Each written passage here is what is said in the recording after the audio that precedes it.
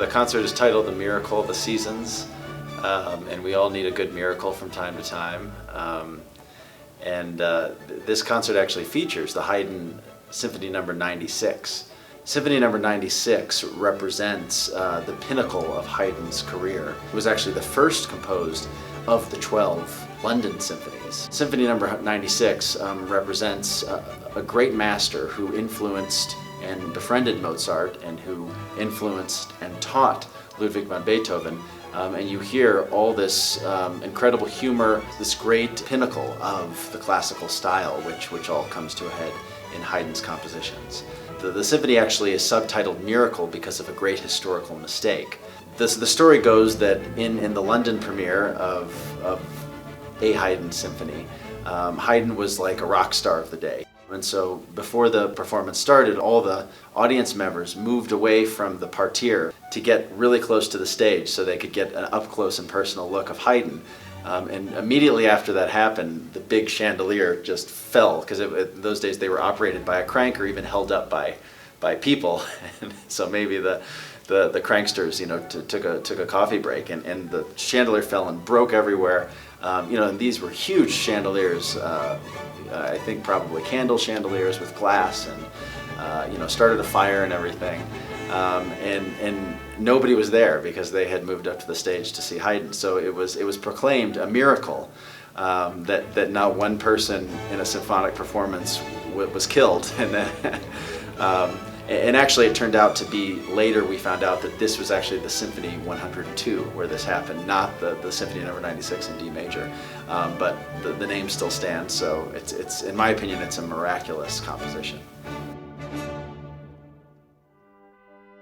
We're really going back a long time, 500 years, to Giovanni Gabrieli, who's an Italian composer who was writing in Venice in the Cathedral of St. Mark's. And in all these great cathedrals of the Renaissance and the Baroque, it was very customary for the church composers to write mammoth compositions, polyphonic compositions with multiple, sometimes 6 to 10 different choruses in the same piece. And we're essentially reviving it with 2 brass choirs. And the brass choirs will be stationed on the opposite sides of the hall, not on the stage, conducted by our assistant conductor, Brian LaGuardia. And so these 2 different brass choirs will be kind of competing. These 2 forces will be competing with the audience kind of in the battleground, if you will. So we're really excited about this Gabrieli. It's called the Sonata Pianoforte. So sonata, soft and loud.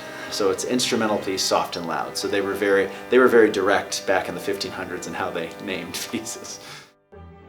The Blue Danube Waltz is really a holiday staple around the world because the Vienna Philharmonic performs it every year on their New Year's concert as the encore. This music is highly danceable, very sultry, very involved. The tempo's changing every 8 bars. To get into the waltz, you start it slow and you gradually move it along. I believe in England in the early 1800s, when they introduced the waltz, the newspapers essentially warned parents to keep their daughters away from the fatal contagion of which is the waltz. And of course, every new dance form, when it's introduced, the parents warn the daughters to stay away from it. So it's a very customary tradition. And Brahms, of course, who is the great melodic composer, he was signing an autograph once and he wrote a few bars of the Blue Danube Waltz out on the paper, and he said, unfortunately not by Johannes Brahms. So even Brahms was a little jealous at Johann Strauss Jr.'s melodic gifts and flair. For all the holiday concert goers, we have a really cool piece by the American composer Samuel Barber.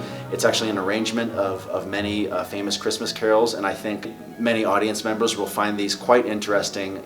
Barber takes a more learned contrapuntal approach. Sometimes you can barely tell where the Christmas carol has gone within the variation.